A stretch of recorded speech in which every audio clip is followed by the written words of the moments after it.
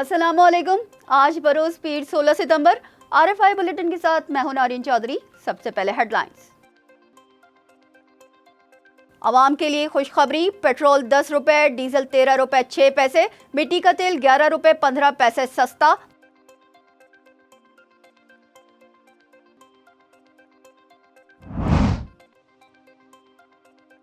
IPPs کا capacity charges کم کرنے سے انکار. مافیا نے عالمی عدالت جانے کی دھمکی دے ڈالی. حکومت سنجیدگی سے عالمی عدالت میں کیس لڑے تو IPPs کو لگام ڈالی جا سکتی ہے. تجزیہ کاروں کا اظہار خیال.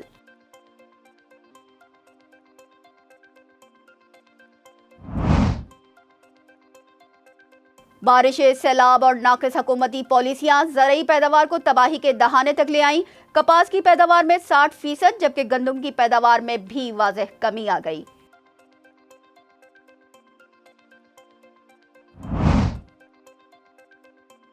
صدارتی امیدوار ٹرمپ پر پھر قاتلانہ حملہ. سابق صدر محفوظ رہے. مشتبہ حملہ آور گرفتار. کیملا ہیرس کی حملے پر شدید مذمت.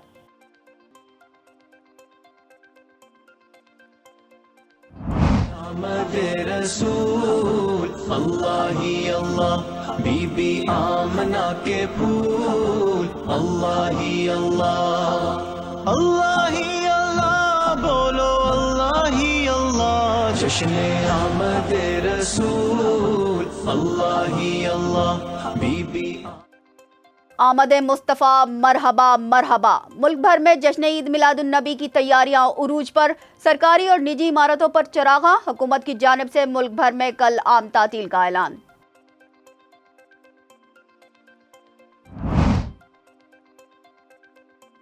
Asian hockey champions trophy semi final کے سنسنی خیز مقابلے میں چین کی پاکستان کو شکست. میچ 1-1 گول سے برابر ہونے کے بعد فیصلہ پینالٹی سٹروکس پر ہوا.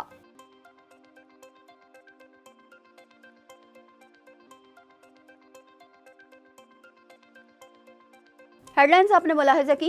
چلتے ہیں خبروں کی تفصیلات کی جانب. وزیر اعظم شہباز شریف کی جانب سے عوام کے لیے مزید ریلیف. پیٹرولیم مصنوعات کی قیمتوں میں کمی کر دی گئی. پیٹرول کی قیمت میں 10 روپے، ڈیزل کی قیمت میں 13 روپے 6 پیسے اور مٹی کے تیل کی قیمت میں 11 روپے 15 پیسے فی لیٹر کمی کر دی گئی ہے. لائٹ ڈیزل آئل کی قیمت میں 12 روپے 12 پیسے کمی کی گئی ہے. وزارت خزانہ کی جانب سے پیٹرولیم مصنوعات کی نئی قیمتوں کا نوٹیفیکیشن جاری کر دیا گیا ہے. پیٹرول کی نئی قیمت 249 روپے 10 پیسے ہو گئی. ہائی سپیڈ ڈیزل کی نئی قیمت 249 روپے 69 پیسے جبکہ مٹی کے تیل کی نئی قیمت 158 روپے 47 پیسے مقرر کی گئی ہے. وفاقی وزیر خزانہ محمد اورنگزیب نے کہا ہے کہ پاکستان نے IMF کے تمام اہداف پورے کر لیے ہیں. محمد اورنگزیب نے میڈیا سے غیر رسمی گفتگو کرتے ہوئے کہا کہ IMF کے ایگزیکٹو بورڈ نے اپنے طریقہ کار کے مطابق معاہدے کی منظوری دینا ہوتی ہے. $2 ارب کی فنانسنگ کے لیے کمرشل بینکوں سمیت ذرائع سے مدد لی گئی. انہوں نے دعویٰ کیا کہ سعودی عرب سے مؤخر ادائیگیوں پر ادھار تیل کی سہولت جلد فائنل ہو جائے گی. IMF پروگرام کے ایگزیکٹو بورڈ سے منظوری کے بعد دیگر مالیاتی اداروں سے فنڈنگ میں اضافہ ہوگا. پیپکو ذرائع کا کہنا ہے کہ IPPs نے کیپیسٹی چارجز سمیت بجلی نرخوں میں کمی سے انکار کر دیا ہے جبکہ مالکان نے حکومت کو آگاہ کیا ہے کہ معاہدوں سے چھیڑ چھاڑ مہنگی پڑ سکتی ہے.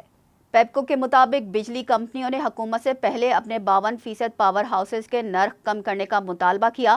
IPPs مالکان نے موقف اختیار کیا ہے کہ حکومت بجلی کے بلوں پر 38% ناجائز ٹیکسز واپس لے. بجلی کے گھریلو اور کمرشل نرخ اس وقت 60 سے 80 روپے فی یونٹ ہو گئے ہیں. یہ نرخ دنیا بھر میں چارج کیے جانے والے پاور ٹیرف میں سب سے زیادہ ہے. مہنگی بجلی کے باعث ٹیکسٹائل، اسٹیل اور پلاسٹک سمیت ہزاروں صنعتیں بند ہو چکی ہیں. تاہم معاشی تجزیہ کاروں کا کہنا ہے کہ عالمی قوانین کے مطابق IPPs کی جانب سے وصول کیے جانے والا منافع جائز حد سے زیادہ ہے. اگر IPPs عالمی عدالت سے رجوع کرتی ہیں تو انہیں عالمی عدالت میں اس بات کا جواب دہ ہونا پڑے گا کہ کیوں کر لوگ اپنے گھر کا ضروری سامان بیچ کر بل ادا کرنے پر مجبور ہیں. اس سال بارشوں، سیلاب اور ناقص حکومتی پالیسیوں کی وجہ سے زرعی پیداوار شدید متاثر ہوئی ہے. کپاس کی پیداوار میں 60% کمی ریکارڈ کی گئی جبکہ گندم کی کاشت میں بھی واضح کمی کا امکان ہے. ماہرین کے مطابق گزشتہ مالی سال میں پاکستان کی معیشت کی بحالی میں زرعی شعبے نے اہم کردار ادا کیا تھا. لیکن رواں سیزن کی تباہ کن بارشوں، سیلابی صورتحال اور ناقص حکومتی پالیسیوں نے زرعی معیشت کو سست کر دیا ہے۔ گزشتہ سال گندم کی بھرپور پیداوار ہوئی، لیکن پنجاب حکومت کی جانب سے گندم کی خریداری نہ کرنے کی وجہ سے کسانوں کو نقصان ہوا۔ اس صورتحال کو مد نظر رکھتے ہوئے کسان اب رواں سیزن میں گندم کی کاشت کرنے سے کترا رہے ہیں۔ دوسری طرف کاشت کے وقت پانی کی عدم فراہمی اور زیادہ درجہ حرارت نے بھی کپاس کی فصل کو بری طرح متاثر کیا۔ چاول کی فصل بھی گزشتہ سال کے مقابلے میں نہایت کم رہی۔ بھارت کے عالمی چاول مارکیٹ میں واپسی کی وجہ سے پاکستان کو شدید پریشانی کا سامنا کرنا پڑ رہا ہے۔ ملک بھر میں عید میلاد النبی کل 12 ربیع الاول کو مذہبی عقیدت و احترام سے منایا جائے گا۔ حکومت کی جانب سے ملک بھر میں عام تعطیل کا اعلان کیا گیا ہے۔ ملک بھر میں جشن عید میلاد النبی صلی اللہ علیہ وسلم کی تیاریاں عروج پر ہیں۔ سبز پرچم اور قمقموں سے گلیاں روشن کر دی گئیں۔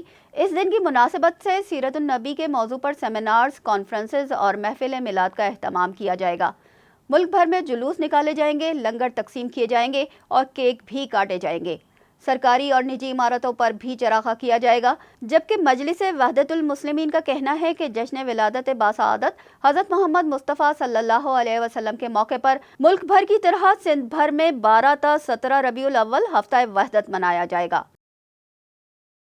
مقبوضہ کشمیر میں انتخابات سے قبل حریت پسندوں کے اسٹریٹجک حملوں نے بھارتی فوج کو خوفزدہ کر کے رکھ دیا ہے۔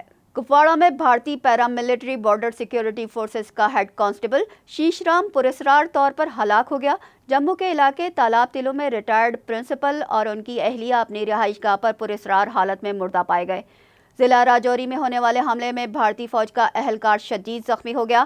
برطانوی اخبار دی گارڈین کی رپورٹ میں کہا گیا ہے کہ انتخابات سے قبل مقبوضہ کشمیر میں حریت پسندوں کے حملوں نے بھارتی افواج کو خوفزدہ کر رکھا ہے۔ حریت پسند پہلے سے کہیں زیادہ پرعزم ہیں، جبکہ بھارتی فوج کا مورال پست ہے۔ حریت پسندوں نے بھارتی فوجیوں کو ناکو چنے چبوا دیے ہیں۔ ہندوستانی افواج کشمیری مجاہدین کی گوریلا جنگی حکمت عملی کو سمجھنے سے قاصر ہیں۔ کشمیری مجاہدین پہلے سے کہیں زیادہ اور بہتر تربیت یافتہ ہیں۔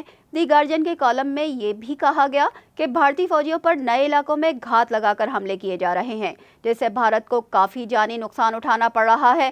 ماہرین کے مطابق حریت پسند جدوجہد پر قابو پانے کے لیے ہندوستانی سیکیورٹی فورسز کی سر توڑ کوششیں دہلی سرکار کے ان دعووں کی تردید کرتی ہیں، جن کے مطابق کشمیر کی خصوصی حیثیت کو ختم کرنے کے بعد علاقے میں زندگی معمول پر آ گئی ہے۔ سابق امریکی صدر ڈونلڈ ٹرمپ کی گولف کلب سے واپسی کے وقت فائرنگ کا واقعہ پیش آیا، تاہم وہ محفوظ ہیں۔ ایف بی آئی نے فائرنگ کے واقعے کو سابق صدر کے قتل کی کوشش قرار دیا ہے۔ بین الاقوامی خبر رساں ادارے کی رپورٹ کے مطابق قانون نافذ کرنے والے اہلکار نے بتایا ہے کہ فائرنگ سابق صدر سے 500 گز کے فاصلے سے کی گئی۔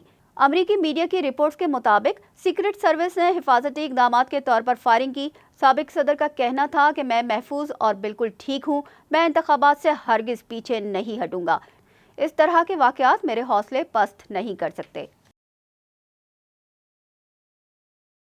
کشتی کے ذریعے غیر قانونی طریقے سے برطانیہ جانے کی کوشش کرنے والے مزید 8 تارکین وطن سمندر میں ڈوب کر ہلاک ہو گئے۔ کشتی میں شام، سوڈان اور ایران سے تعلق رکھنے والے افراد سوار تھے۔ فرانسیسی کوسٹ گارڈز کا کہنا ہے کہ کشتی اوور لوڈ ہونے کے باعث ڈوبی۔ ریسکیو آپریشنز کے دوران 53 افراد کی جان بچا لی گئی، جبکہ 8 افراد اپنی جانوں سے ہاتھ دھو بیٹھے۔ ہلاک ہونے والوں میں 6 بچے اور خواتین بھی شامل ہیں۔ کشتی پر سوار افراد برطانیہ میں داخل ہونے کی کوشش کر رہے تھے۔ سمندری طوفان بیبنگ کا شنگھائی سے ٹکرا گیا۔ یہ 1949 کے بعد چین کے ساحل سے ٹکرانے والا سب سے طاقتور طوفان ہے۔ چائنا میٹرولوجیکل ایڈمنسٹریشن کے مطابق سمندری طوفان شنگھائی کے لنگانگ نیو سٹی کے ساحلی علاقے میں آیا۔ شدید بارش اور تیز ہواؤں کے باعث انتظامیہ کی جانب سے عوام کو گھروں پر رہنے کی تلقین کی گئی ہے۔ گلوبل ٹائمز کی رپورٹ کے مطابق طوفانی ہواؤں کی رفتار 151 کلومیٹر فی گھنٹہ ہے۔ طوفان کے باعث پروازیں اور ٹرین سروسز معطل، جبکہ شاہراہیں بند کر دی گئی ہیں۔ حکام کے مطابق شہر میں ریڈ الرٹ ہے۔ دریائی ایجنسی پر واقع جزیرے سے 9000 افراد کو محفوظ مقامات پر منتقل کر دیا گیا ہے۔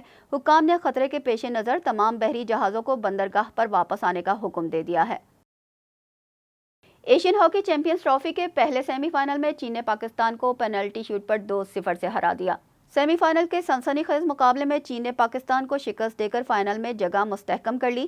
میچ 1-1 گول سے برابر ہونے کے بعد فیصلہ پینلٹی شوٹ پر ہوا۔ جس میں چین نے پاکستان کو 2-0 سے شکست دے کر فائنل میں اپنی جگہ بنا لی۔ دوسرا سیمی فائنل کوریا اور بھارت کے درمیان کھیلا جائے گا۔ چین فائنل میں اس مقابلے کی فاتح ٹیم سے ٹکرائے گا۔ چیمپئنز ٹرافی کے راؤنڈ میچ میں پاکستان نے چین کو 5-1 سے شکست دی تھی۔ اس کے ساتھ ہی نیوز بلیٹن اپنے اختتام کو پہنچا۔ ہمیں دیجیے اجازت، اللہ نے کے بان۔